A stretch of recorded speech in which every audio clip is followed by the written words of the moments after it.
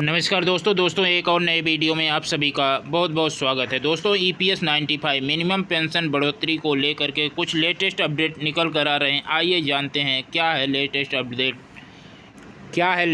Update pension बढ़ोतरी को लेकर के।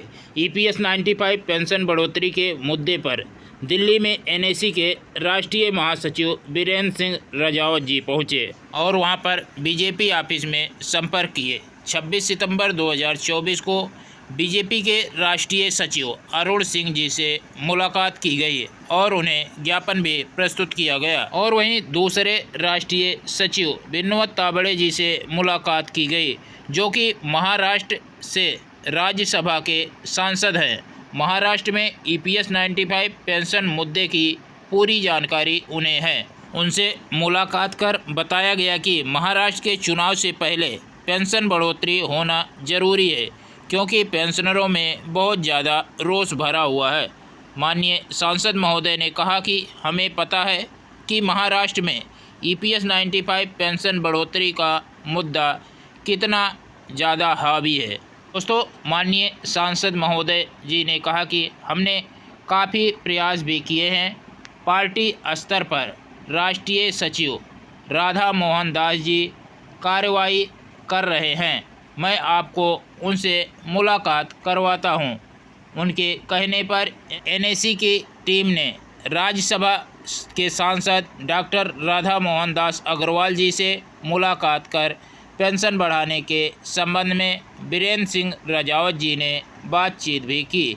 तो उन्होंने कहा कि हमने बार बार EPS 95 पेंशन के मुद्दे को उठाकर पेंशन बढ़ोतरी पक्ष रखा है।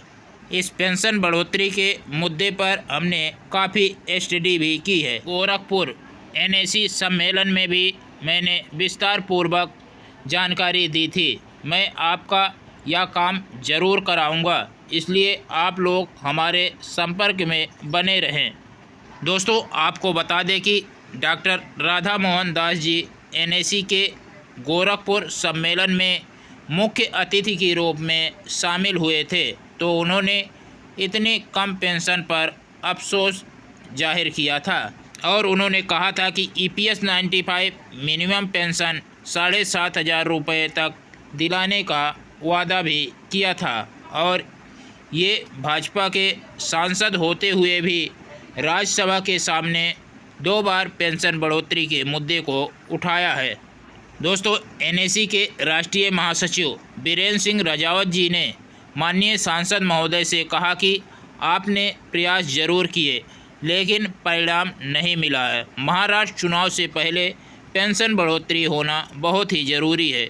इस तरह NAC की टीम भाजपा के तीनों राष्ट्रीय महासचिव से मिलकर पेंशन बढ़ोतरी का पक्ष रखा है। अब देखना होगा कि महाराष्ट्र चुनाव से पहले बीजेपी इसे कितना गंभीरता से लेती है। दोस्तों, पिछले कुछ दिनों से गुजरात यूनिट के वरिष्ठ पदाधिकारी माननीय श्रम मंत्री मनसुख मांडविया के संपर्क में थे और उन पर दबाव बना रहे थे। NAC के राष्ट्रीय पदाधिकारियों के पास भी मुंबई में हुई रैली के बाद मैसेज भेजा जा रहा था। यह मैसेज श्रम मंत्री जी की तरफ से भेजा जा रहा था कि NAC टीम श्रम मंत्री जी से आकर के मुलाकात करे। 9 अक्टूबर को श्रम मंत्री शाम को 4 बजे मुलाकात करने का समय निर्धारित किए, तो कमांडर अशोक रावत जी का तत्काल मुंबई से दिल्ली में पहुंचना बहुत मुश्किल था। इसलिए NAC की तरफ से राष्ट्रीय महासचिव बीरेंद्र सिंह राजावत जी अपने साथ रमेश बहुगुणा जी और राणा जी साथ में श्रम मंत्रालय पहुँचे। तो श्रम मंत्री जी ने कहा कि हमने आपसे जंतर मंतर पर आंदोलन न करने का अनुरोध किया था, लेकिन आप लोगों ने नहीं माना, आंदोलन और प्रदर्शन किया और आपका आंदोलन आगे भी जारी है। हमें जानकारी मिली है कि 27 सितंबर को देश भर के EPFO ऑफिसों पर विरोध प्रदर्शन किया गया। उसके बाद भी मुंबई में भी एक रैली की गई। हमने आपको वचन दिया था कि हम आपकी पेंशन बढ़ोतरी का समाधान निकालेंगे। इस मुद्दे पर निरंतर काम जारी है। इस पर हमारी ही जवाबदेही है। कृपया करके आप अब कोई आंदोलन न करें। बीरेंद्र सिंह रजावत जी ने कहा कि पेंशनरों में इतना रोष भरा हुआ है कि महाराष्ट्र के चुनाव से पहले पेंशन बढ़ोतरी की घोषणा न हुई तो इस चुनाव में बुरा असर पड़ेगा। आपको याद दिला दें कि जंतर मंतर पर आंदोलन से पहले 30 जुलाई को श्रम मंत्री जी ने एनएसी टीम से बातचीत करने के लिए बुलाया था। तब एनएसी के राष्ट्रीय अध्यक्ष कमांडर अशोक रावत जी, राष्ट्रीय महासचिव वीरेंद्र सिंह रजावत जी, राष्ट्रीय मुख्य समन्वय रमाकांत नरगुण जी ने श्रम मंत्री जी से मुलाकात की थी।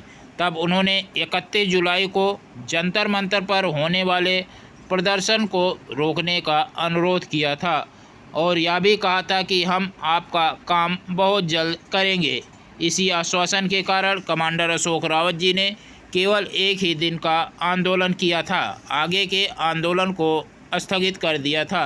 बार बार 15 दिनों का अल्टीमेटम देने के बाद भी जब कोई घोषणा नहीं हुई, कोई कार्रवाई नहीं नज़र आई, तो अलग अलग जगहों पर एनएसी ने बड़ी बड़ी सभाएं की। अलग अलग राज्यों में, अलग अलग ज़िलों में एनएसी ने बड़ी बड़ी सभाएं की। उसके बाद 27 सितंबर को देश भर के ईपीएफओ ऑफिसों पर प्रदर्शन किया गया। 1 अक्टूबर को मुंबई के आज़ाद मैदान में महारैली की गई। इसकी सूचना ऊपर तक पहुंची। एनएसी की जो दबाव बनाने की प्रक्रिया है कामगार सिद्ध होती नज़र आ रही है। इसके बाद श्रम मंत्री जी के आदेश पर ईपीएफओ के वरिष्ठ अधिकारियों के साथ एनएसी के साथ बैठक की, जिसमें एडिशनल सीपीएफसी चंद्रमौली चक्रवर्ती और शुभम अग्रवाल शामिल हैं। दोस्तों, ईपीएफओ के अधिकारियों का कहना था कि पेंशन सुधार और पेंशन बढ़ोतरी पर लगातार काम चल रहा है, प्रस्ताव तैयार है, उस पर श्रम मंत्री जी के साथ बैठक होनी है। एनएसी की तरफ से हायर पेंशन के केस में कई संस्थानों द्वारा हायर पेंशन का एप्लीकेशन ईपीएफओ के पास भेजा न जाना और ईपीएफओ के द्वारा कई संस्थानों के हायर पेंशन एप्लीकेशन पर कार्रवाई न करना तथा सितंबर 2014 से पहले के पेंशनर के प्रति स्पष्ट नीति न बनाने का मुद्दा उठाया गया। तो दोस्तों, इस पे ईपीएफओ के द्वारा अतिशीघ्र इस संबंध पर कार्रवाई करने का आश्वासन दिया गया। अगला अपडेट है, एनएसी के नेता चौधरी पूरन सिंह के नेतृत्व में मथुरा सांसद माननीय हेमा मालिनी जी से मुलाकात कर महाराष्ट्र चुनाव से पहले पेंशनरों की पेंशन बढ़ोतरी कराने की अपील की गई। वहीं जंतर मंतर पर हुए आंदोलन में कई सांसद आए थे। उन्होंने पेंशन बढ़ोतरी कराने का वादा किया था। कुछ सांसदों ने सदन के सामने पेंशन बढ़ोतरी के मुद्दे को उठाया भी था। और वहीं दोस्तों, एनसीपी के सांसद सुप्रिया सूले जी ने तो कई बार सदन के सामने पेंशन बढ़ोतरी के मुद्दे को उठाया है। अब देखना होगा कि महाराष्ट्र चुनाव से पहले यह लुभावनी बातें जो की जा रही हैं सरकार के तरफ से, माननीय श्रम मंत्री जी की तरफ से, इस पर क्या कार्यवाही होती है।